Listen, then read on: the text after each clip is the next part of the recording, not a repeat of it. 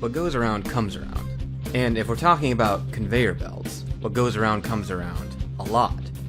Which basically means any splice in a belt is going to take a lot of abuse, day after day, week after week.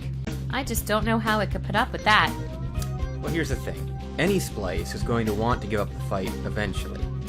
But taking the right steps from the beginning can turn your weakest link into the strongest lock. So what exactly is belt splicing?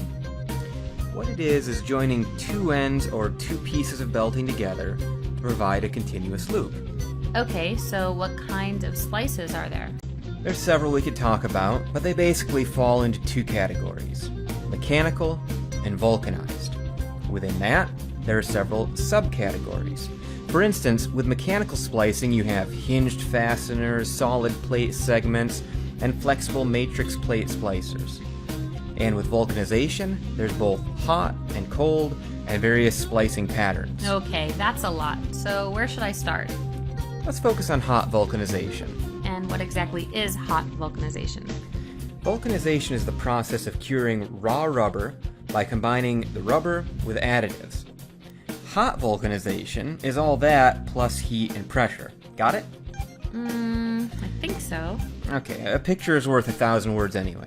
So let's break it down into three main categories: preparation, application, and curing. So, number one, preparation of the belt ends. They need to be cut at the proper angle. Bias angles are generally 22 degrees. Then, the ends get stripped or pulled apart to expose the various plies to be joined. Of course, you need to be careful not to damage the plies.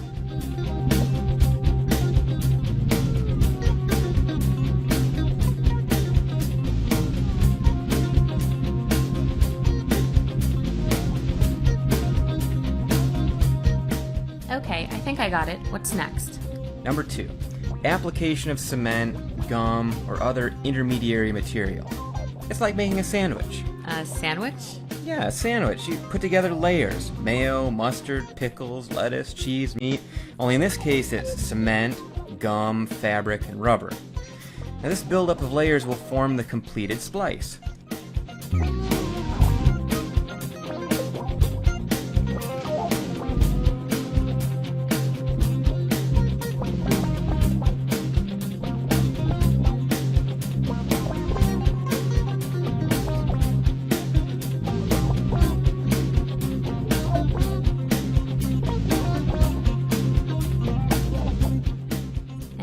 What happens? I know how much you hate cold food, so let's cook it in the press.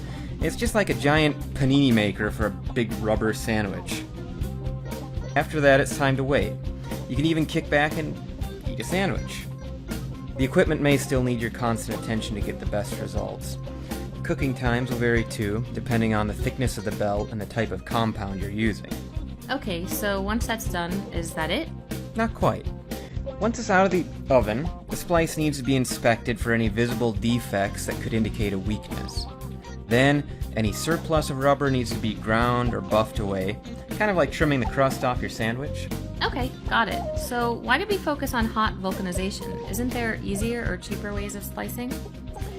Well, it's because even though it can be more expensive initially and time-consuming to perform, it's usually an excellent investment of time and money. Why is that? Since a vulcanized splice is basically chemically binding the belt into one endless piece, there's no possibility of material sifting through the splice. It also won't interfere with rubber skirting, idler rolls, belt support structures, or belt cleaners.